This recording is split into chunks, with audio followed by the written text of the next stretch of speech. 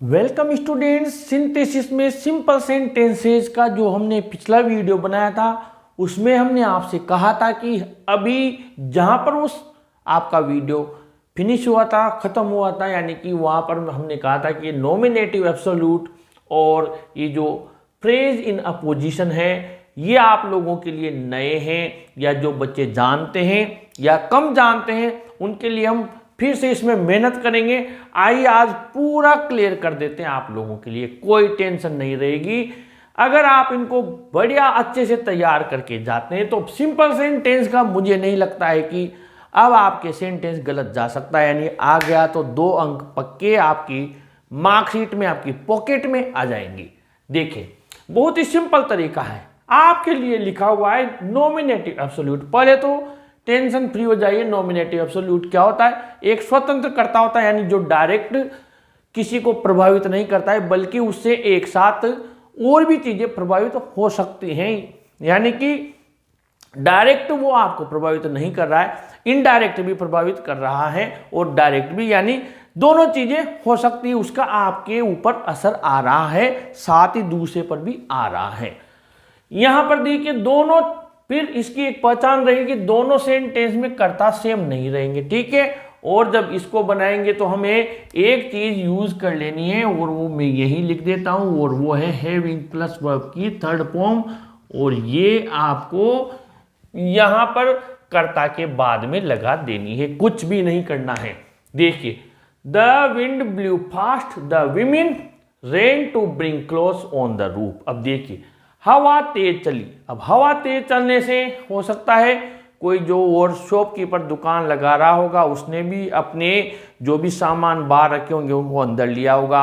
हो सकता है कोई और व्यक्ति कहीं जा रहा हो, वो भी कहीं सुरक्षित स्थान पर गया होगा, और ये जो महिलाएं थी ये छत पर कपड़े लेने के लिए भागी, कहीं कपड़े उड़ ना जाए।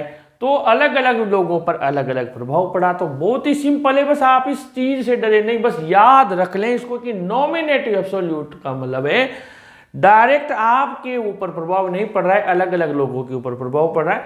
यहां पर देखिए द विंड ब्लू फास्ट, तो इसको कुछ नहीं करना, इस जगह पर मैं एरो लगा रहा हूं ये, ठीक है। द विंड यहां लगा देंगे हैविंग, और ब्लू ब्लो ब्लू ब्लोन ये हमने लिख दी इसके थर्ड फॉर्म। ये आंसर क्या बन गया? The wind having blown fast, और ये कोमा में बदल दिया the women ran to bring clothes on the roof, और ये द का स्मॉल में लिख देंगे बेटा, ठीक है। आगे बढ़े। द सनसेट, सूर्यास्त हो गया। All the workers started for home, सभी मजदूर घर के लिए रवाना हो गए। अब सूर्यास्त होने के बाद मजदूर भी रवाना हुए, पक्षी भी उनकी जगह घोंसलों में वापस चले गए होंगे।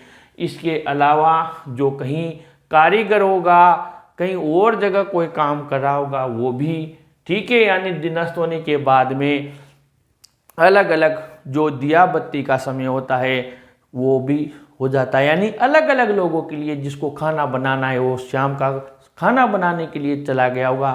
तो डे के दोनों कर्ता अलग अलग है।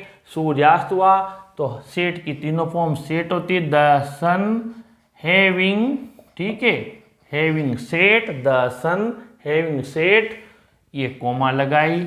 ऑल को क्या करेंगे? स्मॉल ए में बदल देंगे। कुछ नहीं कर रहे हैं, देखो आप कोमा लगा रहे हैं, बस हैविंग लगा रहे हैं। थर्ड फॉर्म दी हुई है, नहीं दी होती तो सेट सेकंड है, लेकिन थर्ड भी सेट होती है, the sun having set, all the workers started for home. आगे बढ़े। द बेल रेंग, घंटी बजी। The students came for prayer, students प्रार्थना के लिए आए। अब स्टूडेंट्स प्रार्थना के लिए आए, यानी कि डायरेक्ट तो घंटी बजी, इसका मतलब किसी को डायरेक्ट तो प्रभावित किया नहीं। स्टूडेंट्स आए तो टीचर्स भी आए होंगे, तो प्रिंसिपल भी आया होगा, तो जो और भी हैं वो भी उससे प्रभावित हो गई। स्कूल की घंटी बज गई प्रेयर की, जो बाहर आ रहे होंगे लेट हो गए वो भी भाग के आए। गांव में, शहर में जहाँ भी स्कूल है उन्होंने भी सोचा प्रेयर होगी इस स्कूल में, यानी कि द बेल रैंग।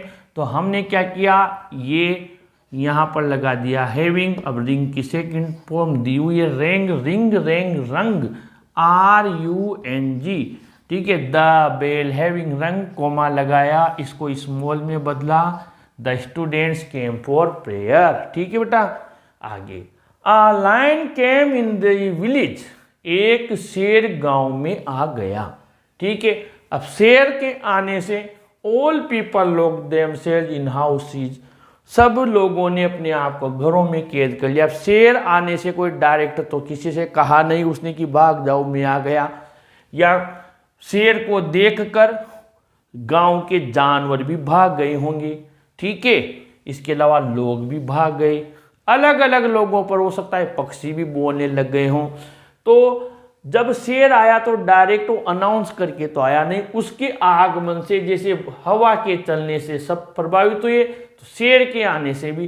तो अ लायन यहाँ पर लगा देंगे हैविंग, और इसकी थर्ड फॉर्म होती है कम केम कम, यानी कि इसको किस में बदल देंगे, जैसे रेंग को रंग में बदला, तो इसको हम क्या करेंगे, हैविंग कम, कम केम कम, ठीक है। The lion having come in the village, comma लगा देंगे, ऑल का, all people lock themselves in houses, ठीक है बेटा। अब तो काफी हो गया, कल भी समझा, आज भी समझा, फिर समझ लेंगे।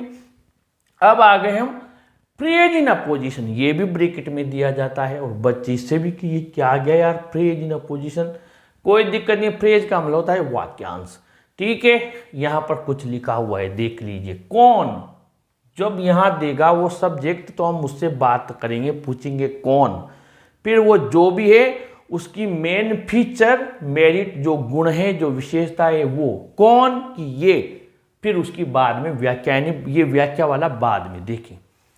Japan is a rich country, Japan एक अमीर देश है, अच्छी बात है। It is called the land of the rising sun, इसको उगते हुए सूरज का देश कहा जाता है, भूमि कहा जाता है।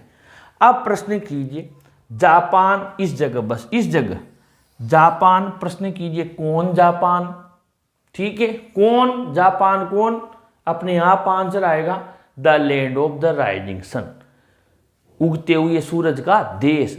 जापान, कौन जापान, उगते हुए सूरज का देश। फिर बाद में लिखना है इज अ रिच कंट्री, यानी जापान, तो यहां पर सबसे पहले लिखेंगे जापान, जापान कौन जापान, फिर ये सब हटा देंगे, ठीक है, कोमा लगा देंगे, बस इसका मतलब है हमें कोमा लगाना है, फ्रेज इन अपोजिशन, जो जो विशेषता आएगी उसमें कोमा लगाना है। जापान कौन जापान, फिर लिख देंगे ये वाला, the land of the rising sun, the land of the rising sun, ये जापान, ठीक है। अब ये बाद में लिख देंगे, इज अ रिच कंट्री, ठीक है। ये जैसे हमने हु विच वाला नहीं किया था, वैसे ही इसके जिसके विशेषता है उसके साथ लगा देते हैं, बाद वाला पीछे चला जाता है, देखिए यहाँ पर, और कहीं में वहीं भी रह जाता है। Nirala was brought up in Bengal, Nirala का लालन पालन बंगाल में हुआ था।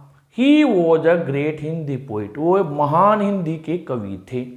अब जापान कौन जापान कि उगते हुए सूरज का देश जो है वो जापान, तो निराला कौन निराला, वो निराला। अब इनकी मुख्य विशेषता क्या है निराला जी की, ग्रेट हिंदी पोइट, तो क्या लिखेंगे बेटा, निराला कौन निराला, ठीक है, कोमा लगाएंगे, a great Hindi poet, a great Hindi poet, ठीक है।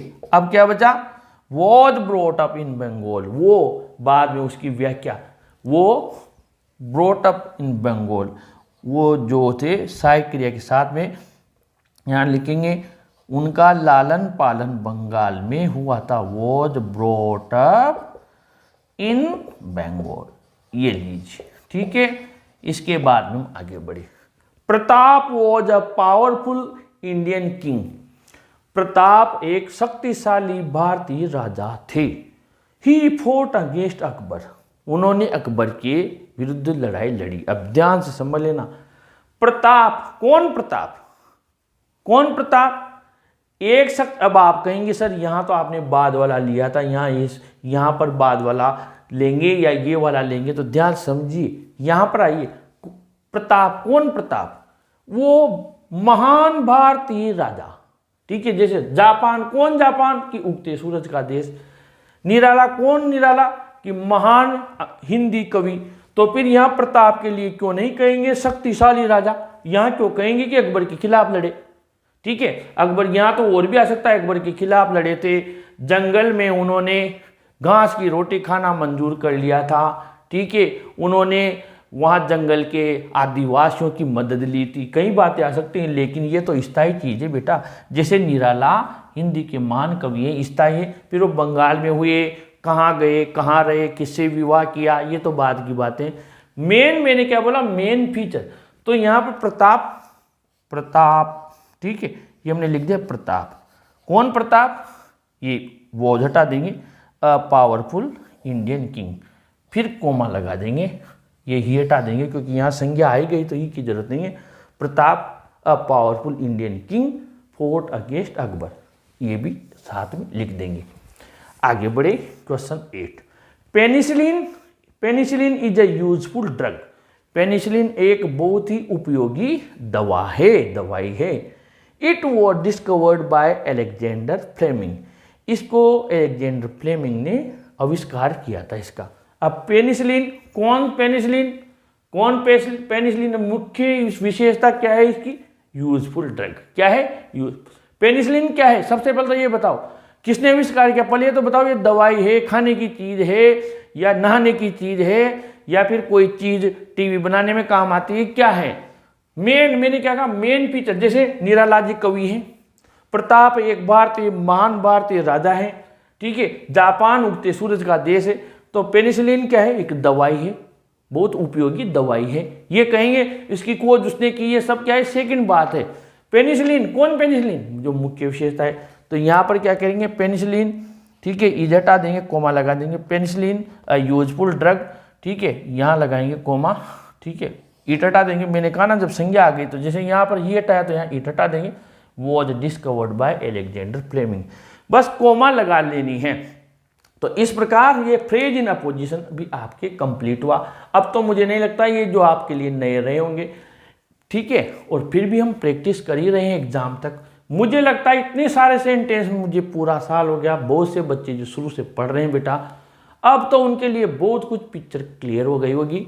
फिर भी आपसे मैं वादा करता हूँ कोई भी डाउट नहीं छोड़ूंगा। वीडियो को लाइक शेयर कीजिए और ऐसे ही वीडियोज़ के लिए अपने चैनल को भी सब्सक्राइब कीजिए। Thank you.